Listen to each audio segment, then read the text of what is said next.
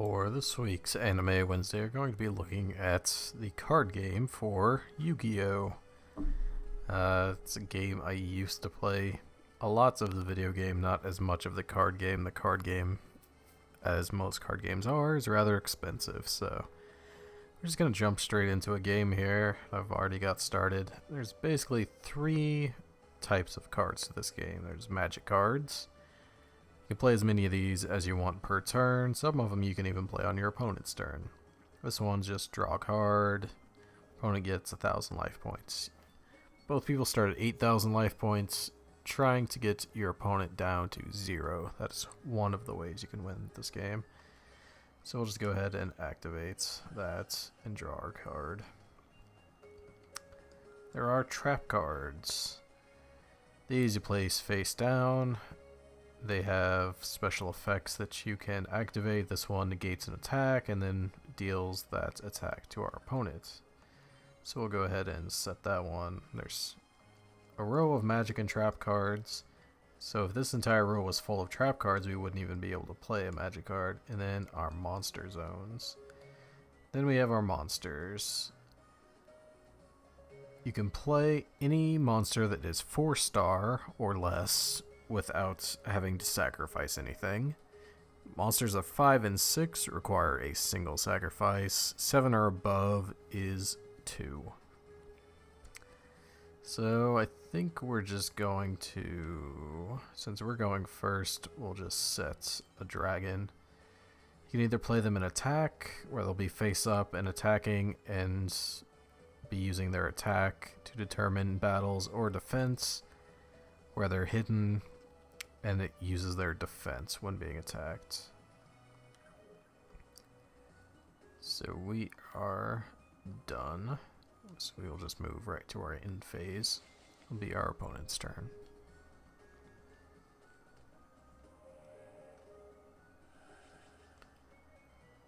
That's a big beefy guy.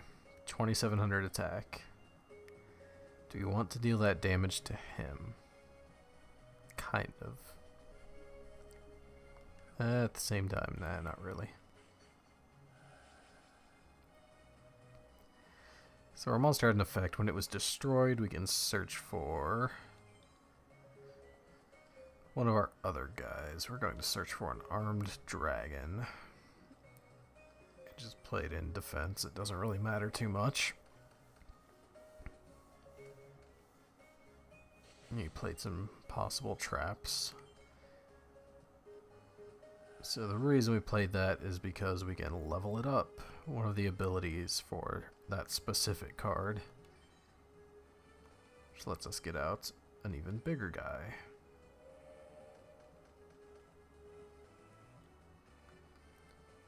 And we can use this card. We have a dragon in play. We can activate it to destroy one of their magic or trap cards. Which I think we're going to do. We're going to gamble that... Let's say this one is something we don't want to get hit by. No.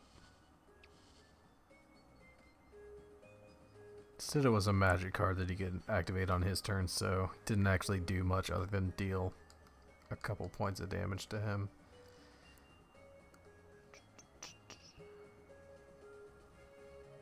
So we could activate his effect, discard one of these guys from our hand to kill that guy. Instead, what does this guy do? I don't even remember. Discard one card from your opponent's hand.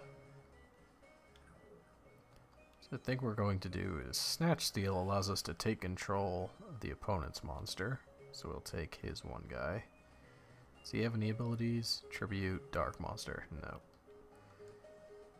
And then we will... He has 2700 attack to 24, so we'll attack with him first. So we'll go to our battle phase. Now there are no monsters on his side of the field, so we can just attack him directly. You will activate Kuribo's effect, which is if you discard it from your hand, you take no damage from that battle. So we'll attack with his guy instead. And did damage to his life points. So then we'll move into the second main phase, and we'll use that to discard his guy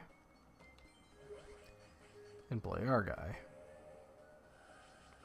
Make him discard a card from his hand. So that worked out pretty well for us. Discarded a Dark Magician, which he could have played next turn with that monster that we stole and destroyed.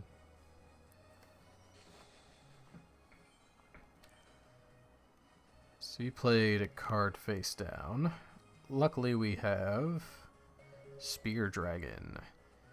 It attacks with attack that's higher than defense. Inflict the difference as battle damage. So we'll summon him. Go to the battle phase. Attack with him, hopefully. Yep, able to kill him and did the extra as damage to him. The other part of his effect is he goes to defense and can't be changed back after he attacks. I think we're going to be just short of being able to win. Yep, we are 50 life points away.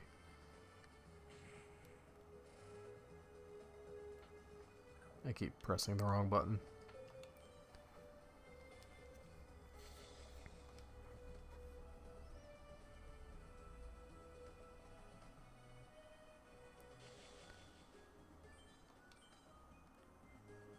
Another trap. This one is someone attacks, destroy it.